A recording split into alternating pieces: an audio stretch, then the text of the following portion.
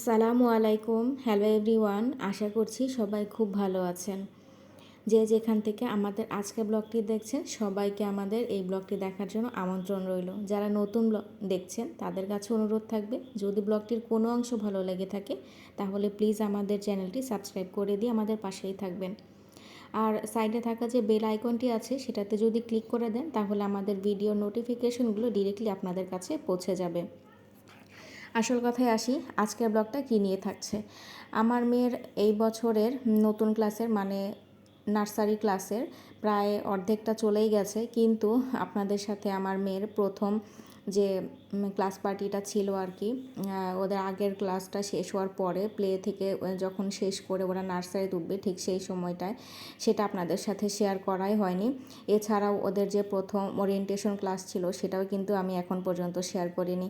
তো এই জন্য ভাবলাম যে আগে না হয় ওদের যে ক্লাস পার্টি ছিল সেটাই আপনাদের সাথে শেয়ার করি, তারপর ওদের নতুন ক্লাসের কিছু শেয়ার করব। তো এই তো সকালবেলা মেয়েকে রেডি করে নিয়ে চলে গেলাম ওই স্কুলের উদ্দেশ্যে। সাথে অবশ্য আম্মুও যাবে, আম্মুকে বাজার করতে দিয়ে তারপর আমি আবার স্কুলে আসব।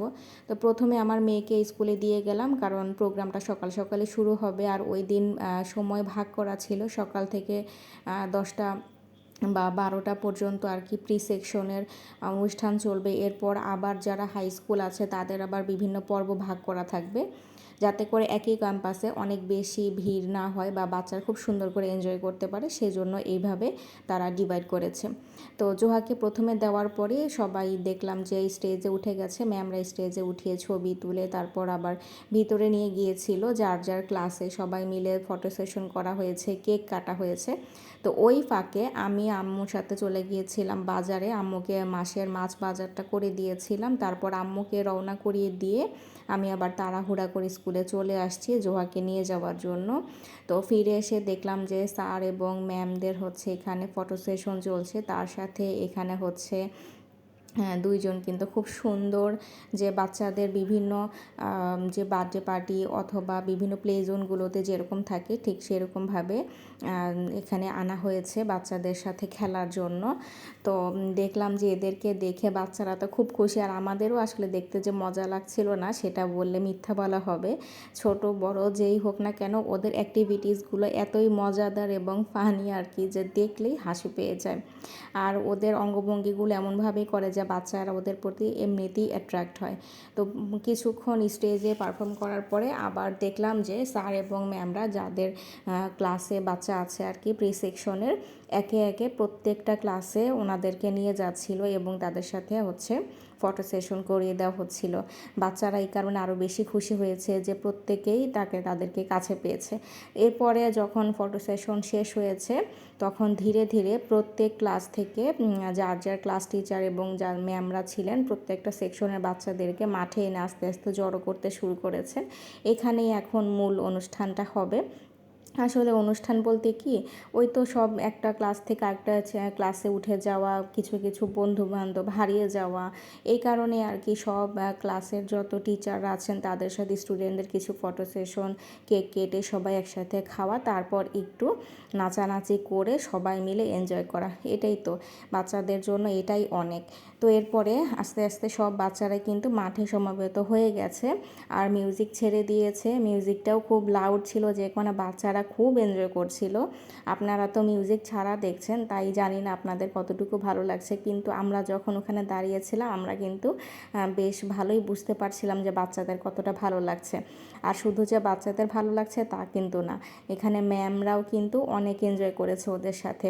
বিশেষ করে প্রি সেকশনের যেসব ম্যামরা থাকেন তারা তো এমনিতেই নাচ গানে পারফেক্ট থাকেন, কারণ তারা বাচ্চাদেরকে বিভিন্ন রাইমস বা পড়া খুব ভালো করে ওদেরকে বোঝানোর জন্য বা ওদের সাথে এনজয় করিয়ে পড়ানোর জন্য এই ধরনের অ্যাক্টিভিটিসগুলো তারা রেগুলারই ক্লাসে করে থাকেন। তো তাদের আচরণটা সম্পূর্ণই একদম আলাদা থাকে। আমাদের সময়কার যেসব টিচাররা ছিলেন যে আমরা অনেক ভয় পেতাম, মানে টিচার মানেই কঠোর হবে এরকম একটা ধারণা থাকতো, কিন্তু এখনকার প্রি স্কুলগুলো কিন্তু একদমই তার বিপরীত চিত্র। টিচাররা স্টুডেন্টদের সাথে এত বেশি সুন্দর করে মিশে থাকেন যে তারা কিন্তু সবার জন্য পাগল থাকে। যেমন এই যে এখানে যে ম্যামটা দেখতে পাচ্ছেন মাঝখানে একটা মেরুন কালারের, মেরুন না অ্যাকচুয়ালি রানী গোলাপি টাইপের কালারের শাড়ি শাড়ি পরা। এই ম্যামকে কিন্তু আমার মেয়ের আগে যে ক্লাস ছিল প্লেতে, এমন কোনো বাচ্চা নেই যে ম্যামকে পছন্দ করে না। মানে ওনার শুধু ওনার কথা বলবো না, বাকিরাও আছেন, কিন্তু অন্যরা যারা ক্লাস টিচার আছেন আর কি, সেই ম্যাম তো একটু হলেও কড়া হতে হয় বাচ্চাদের সাথে, না হলে তো বাচ্চারা পড়বে না। কিন্তু এই যে মিসের কথা বলেছিলাম একটু আগে, তো উনি হচ্ছে একেবারেই সফট মাইন্ডেড, তো এই কারণে বাচ্চারা ওনাকে অনেক বেশি লাইক করে। তো সব ম্যামরা কিন্তু ওদের সাথে অনেক সুন্দর করে টাইম স্পেন্ড করছিল, যে কারণে বাচ্চারাও অনেক এনজয় করছে। আর একটু পর পর এক একটা বাচ্চা এক এক দিকে দৌড় দিচ্ছিল, আর খালারা তাদের পিছন পিছন দৌড় দিয়ে তাদেরকে আবার একত্রিত করে দিয়েছিল, এটাই ছিল তাদের ডিউটি। তো আমরা গার্ডিয়ানরা ছিলাম একেবারেই পেছন সাইডে, যে কোনো আমাকে অনেক পেছন থেকে জুম করে তাদের একটু একটু ভিডিও নিতে হয়েছে, যাতে করে আপনাদের সাথে শেয়ার করতে পারি। গার্ডিয়ানরা যদি সামনে যেত তাহলে বাচ্চারা এবং গার্ডিয়ানরা মিলে অনেক বেশি হযবরল হয়ে যেত, তখন দেখা যেত যে একটা ভিড়ের সৃষ্টি হতো, বা তারা যেভাবে অনুষ্ঠানটা মেনটেন করতে চাচ্ছে সেভাবে হয়তো হতো না। তো এই কারণে আর কি।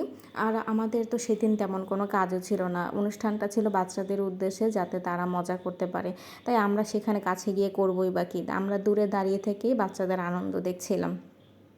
তো এরপর হচ্ছে স্টেজ পারফর্ম করার জন্য স্টেজে আস্তে আস্তে বাচ্চাদের উঠানো হবে। কিছু কিছু বাচ্চা পারফর্ম করবে, তাদেরকে আগে থেকে প্র্যাকটিস করানো হয়নি, এটা শুধুমাত্র যারা নিজেরাই বিভিন্ন জায়গায় বিভিন্ন অ্যাক্টিভিটিস করে থাকে তারা ইচ্ছা করেই নাম দিয়েছে এবং নিজের ইচ্ছা মতোই তারা পারফর্ম করবে। তো এই কারণে বাচ্চারা একজন একজন করে স্টেজে উঠছিল, আর বাকি সব বাচ্চারা ছিল স্টেজের নিচে। তো সব মিলিয়ে ওই দিনটা ওদের জন্য অনেক বেশি আনন্দের ছিল। আর এই দিনটা তো আমার মেয়ে প্রথম দেখেছে, কারণ ওর প্রথম ক্লাসই ছিল প্লে। তো সেই ক্লাসটা শেষ হওয়ার পরে যে ক্লাস পার্টি, এটাও ছিল তার জন্য একেবারে নতুন একটা অভিজ্ঞতা। তো এই অভিজ্ঞতা তার হয়তো বা আমি জানি না কতদিন মনে থাকবে, কারণ ও তো এখন অনেক ছোট, মাত্র 5 বছর বয়স। তবে যতদিন মনে থাকুক না কেন, ওর জন্য এটা অনেক বেশি মধুর হয়ে থাকবে, সেটা আমি নিশ্চিত। তো এই তো ম্যামরা ছিল দুইটা দলে ভাগ করা, মানে যারা ইংলিশ ভার্সনের ছিলেন সেই ম্যামরা এক ধরনের ড্রেস কোড পরেছিলেন, এবং যারা বাংলা ভার্সনের ছিলেন তারা আবার আরেক রকমের ড্রেস কোড পরেছিলেন। তো এই কারণে দেখতে আরও বেশি ভালো লাগছিল, ওনাদের ড্রেস কালার কন্ট্রাস্ট এত বেশি সুন্দর ছিল যে তারা যখন ফটো সেশন করছিল বা বাচ্চাদের মাঝখানে ছিল, দেখতে কিন্তু খুবই ভালো লাগছিল। আর ম্যামরাও এত সুন্দর করে যে কোনো অনুষ্ঠানে প্রিপেয়ার হন যে দেখতে খুব ভালো লাগে।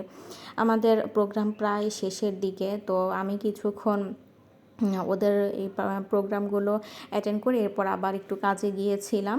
আমি চেষ্টা করেছি জোহা যতক্ষণ স্কুলে থাকবে ওইটুকু সময়ের ভিতর আমার আশেপাশে যে কাজগুলো আছে সেগুলো শেষ করে তারপর একেবারে ওকে নিয়ে আমি বাসায় ফিরবো। আর ওই দিন যেহেতু ভিতরেই থাকবে এবং গার্ডিয়ান ছাড়া কোনো ক্লাস থেকে ছাড়া হবে না আমি জানি, এই জন্য নিশ্চিতভাবে আমি বের হতে পেরেছিলাম, এবং এটা এই স্কুলে সবসময়কার নিয়ম, সেটা প্রোগ্রাম হোক অথবা এক্সাম অথবা ক্লাস, সবসময় নিজস্ব যে গার্ডিয়ান থাকে তাদের হাত ছাড়া অন্য কারো কাছে বাচ্চাদের ছাড়া হয় না।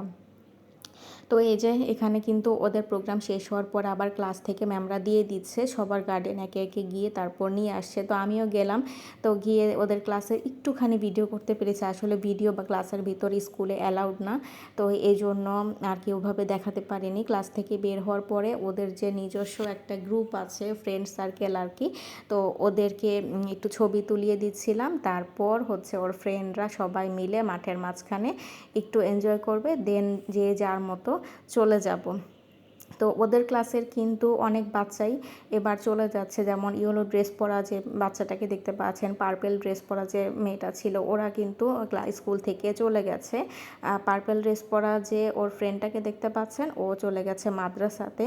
আর ইয়েলো কালার যে ড্রেস পরা, মানে পেছন সাইডে ফ্রক যে পরা যে বেবিটা, ও হচ্ছে চলে গেছে অন্য এরিয়াতে, ওদের বাসা নিয়েছে, এই কারণে ওরাও চলে যাচ্ছে। তো আস্তে আস্তে ওদের গ্রুপটা একটু ছোট হয়ে গেছে আর কি। প্রথমে কিন্তু বেশ ভালোই ছিল, ওরা প্রায় 7-8 জনের মতো ফ্রেন্ড ছিল, এখন অনেকটাই কমে গেছে। তারপরও সমস্যা নেই, ফ্রেন্ড তো সবসময় নতুন নতুন হতেই থাকবে, এটাই নিয়ম। যখন নতুন নতুন বাচ্চাদের সাথে মিশবে সেভাবেই তারা নতুন করে তাদের ফ্রেন্ডশিপ তৈরি করবে। তো এরপর বাচ্চারা আবার একটু খেলাধুলার জন্য এসেছে। আমার মেয়ে এই প্রথম স্লাইডারে ওঠার মানে সাহস করেছে ওর ফ্রেন্ডদের দেখে দেখে। এর আগে কিন্তু এত উঁচু স্লাইডারে তার ওঠার সাহস হয়নি, বা আমিও তুলে দিইনি, কারণ একদিন সাহস হয়ে গেলে এরপর নিজে নিজে বারবার করবে, আর যদি পড়ে যায় ব্যথা পাবে।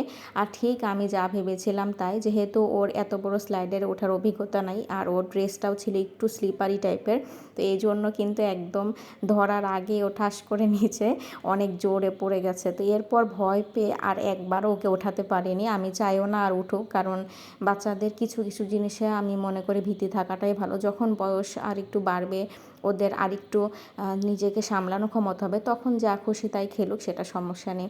এরপর ওখান থেকে চলে আসছিলাম ওর ফুপির বাসায়, ফুপির সাথে দেখা করার জন্য। কিন্তু আপুকে যখন ফোন দিলাম, আপু হচ্ছে বাসায় ছিল না, আমার বড় ভাগ্নেকে নিয়ে গিয়েছিল কোচিংয়ে। তো এই কারণে আপুদের সাথে আর দেখা হলো না কিছুক্ষণ। আপুর বাসার সামনে যে স্কুলটা, ওইখানে যে দোলনাটা আমার মেয়ের অনেক পছন্দ, যেটার ফুপি সবসময় বিকালবেলা ওকে নিয়ে যায়, সেখানে কিছুক্ষণ খেলিয়ে তারপর বাসায় নিয়ে আসছি। আর এখানে বাসায় এসেই ও সব মানে যে প্যাকেটে যে গিফটগুলো এবার ক্লাস থেকে পেয়েছে ক্লাস পার্টিতে, সেগুলোর খালামণিকে বের করে দেখাচ্ছিল। এখানে ছিল চকলেট, পেন্সিল, রাবার, শার্পনার, এরকম কিছু স্টেশনারি আইটেম, তার সাথে চকলেট। তো এই সব কিছু পেয়ে আমার মেয়ে তো অনেক খুশি। এগুলো কিন্তু সবসময় ওদের কাছেই থাকে, কিন্তু এই যে একটা উপহারের আনন্দ, এটা সব কিছুর থেকে আলাদা। এত সহজলভ্য একটা জিনিস হওয়া সত্ত্বেও গিফট পেয়ে কিন্তু ওরা সবাই অনেক বেশি খুশি হয়েছিল।